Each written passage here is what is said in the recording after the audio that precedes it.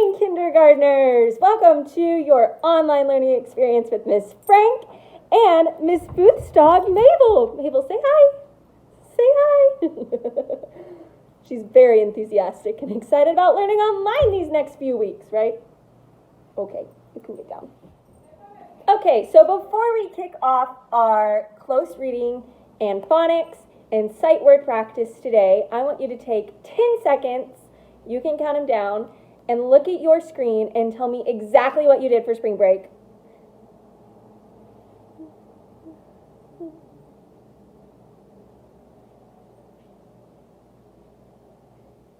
Perfect. Now, as soon as this video is over, I want you to comment below and tell me, because I'm super excited to hear about what all you crazy kindergartners did over your week-long spring break. But spring break's over now. We've got to learn. So we are going to start with some phonics practice. Say hi to Miss Booth. Hi, Miss Frank's class, and Miss Thomas's class, and Miss Edwards' class. Hi, Miss Thomas's class. Hi, Miss Edwards' class. I miss all of you, like a lot. Sorry. Continue on. We gotta learn. Okay, so the first thing we're gonna do is some phonics practice. So I'm gonna hold up a letter on this board, and you are going to tell me what that letter is and what sound it makes.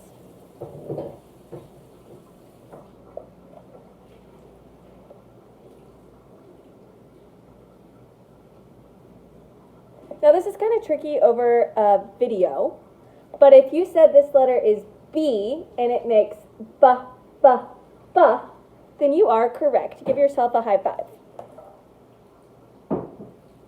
Our next letter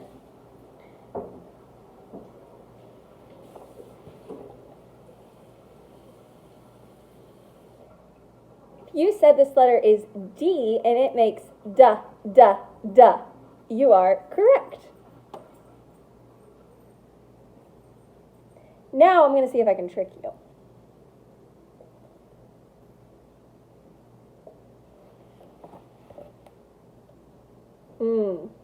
Tricky, tricky, two letters. So together, C and K make the sound. Good job.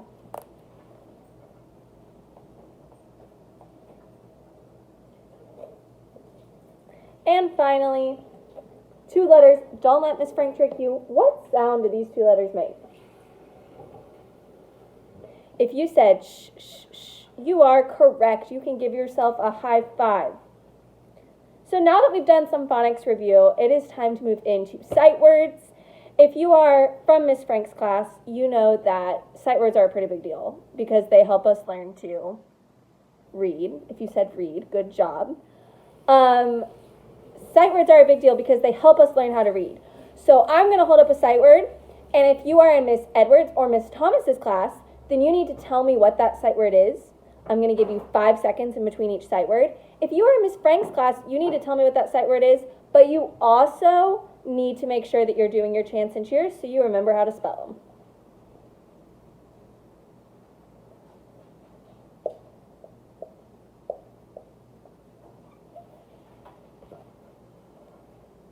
Five, 4, 3, 2, 1. This word is, if you said like, you are correct. If you are in Miss Frank's class, or if you want to learn some new cheers, we say, I like it like that, L-I-K-E. I said I like it like that, L-I-K-E. Next sight word.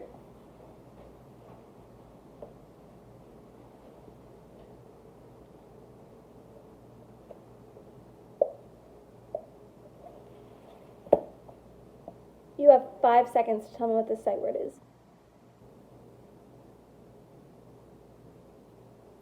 If you said that this word is her, you are correct. Everybody now. H. Pump it up, E-R. Keep it going. That's how you spell. That's how you spell her, her, her.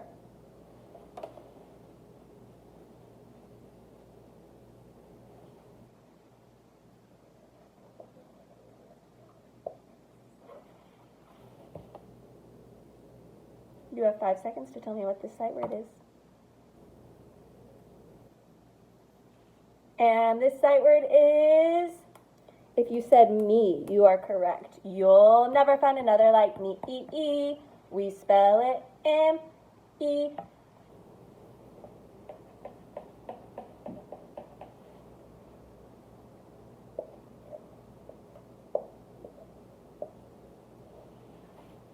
Next sight word.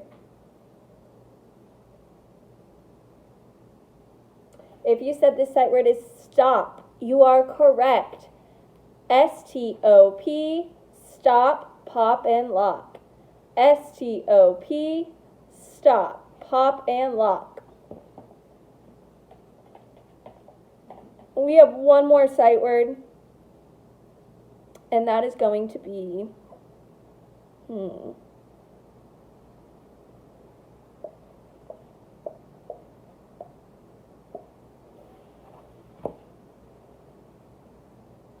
You have 5 seconds to tell me what the sight word is. This sight word is, shout it out, home. Home. Let me go home. H-O-M-E, home. Okay, for the last part of our reading lesson today, we are going to be looking at a text. And your job as the reader is to listen to Miss Frank read this text, and at the end of it, you need to tell me, is this story real? Which means, is it nonfiction? Is it about something fake or made up, which means it's fiction? Or is it poetry? Does it sound kind of like a song? So that's our thinking job for today. Our thinking job is to figure out whether this is fiction, nonfiction, or poetry. Our thinking job for today is to figure out whether this is fiction, nonfiction, or poetry. I'm going to link these texts on Bloom's accounts, so if you would like to print it out and read along with me while I read, you're welcome to. We're still working out a few of the details of how to get the materials that I'm using to teach to you guys, so bear with us. But for today, I am going to show you my screen, and your job is to figure out whether this is fiction, nonfiction, or poetry. I want you to turn to a neighbor if you have a neighbor, or whisper it to yourself. What is your thinking job today? If you said your thinking job was to determine whether this was fiction, nonfiction, or poetry, you can go ahead and give yourself a high five. That is some great work. You are being a great principled scholar. Okay, so our text today is called Migration, and it is by Robin Nelson. Many animals move from one home to another. They move with the seasons. These birds live in one place for part of the year, then they go to live in another place for a part of the year. This cycle is called migration. A cycle is a pattern that happens over and over again. In the fall, birds migrate south to warmer places. In the spring, they migrate back north. Monarch butterflies also migrate to keep warm. Some fly from Canada all the way from Mexico. In the spring, whales migrate to cold water to eat. In the fall, they swim to warm water to have families. Salmon are born in rivers and migrate to the ocean. They migrate back to the river to have their young. Many animals migrate from place to place. They migrate to find food or to have young. Learn about the gray whale migration. Gray whales migrate the longest distance. Every year, gray whales migrate from the ocean near Mexico to the waters of Alaska, off Alaska. They swim about 12,000 miles round trip. They spend the summer eating in the waters near Alaska. In the winter, they migrate to the ocean near Mexico, where the water is warmer. Gray whale babies are born there. Okay, so as we read through that text, I want you to think about what you noticed. Was this about something real? Or was this about something made up? Or did it sound kind of like a song? Well, I know as the reader, when I was reading that text, it didn't really sound like a song to me. Do you think it sounded like a song? No. So that tells me I'm deciding whether it's nonfiction, which means it's based off something real that actually happened, or fiction, which means it's fake or made up. So I want you to go ahead and think for 10 seconds. Is this real or is this made up?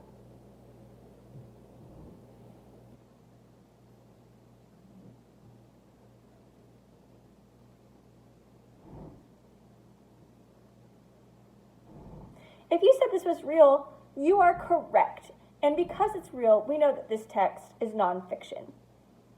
This text is about animals migrating and moving about the country, and that happens every year to actual animals in our communities and in different communities around the world. Now, because we know that this is a nonfiction text, we know that we have two jobs. That is to determine what the topic is and what this passage teaches us. Now, something I've always told my class is that there is no correct answer for what this passage teaches us. Meaning, I could learn something from this passage and you could learn something different, but that doesn't mean either of us are wrong. So when I'm walking you through this passage, keep that in mind. I'm going to provide you with an answer of what I would put for what it teaches me, but you are welcome to come up with your own answer as well. So the topic of this passage, what is the main thing that this entire passage was about in one word? I want you to think for 10 seconds, and if you have a neighbor, go ahead and turn and tell them what you think the topic is.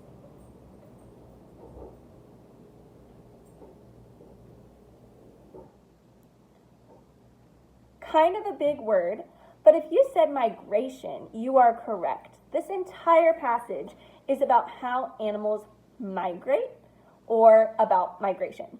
So what does this passage teach us? I want you to think about everything I just read. You can rewind if you need to and listen to me read it again. But what does this passage teach us as the reader? What do you learn as you're reading through it? I'm going to give you 15 seconds to think about what it teaches you.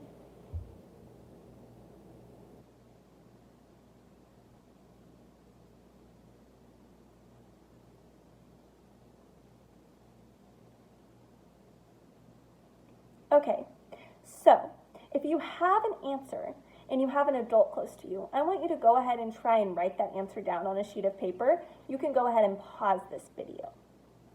If you don't have an adult or a sheet of paper next to you, totally fine. We're going to go ahead and talk about that together. Now, as I look through this passage, I read about a lot of different animals and how they do what? How they migrate.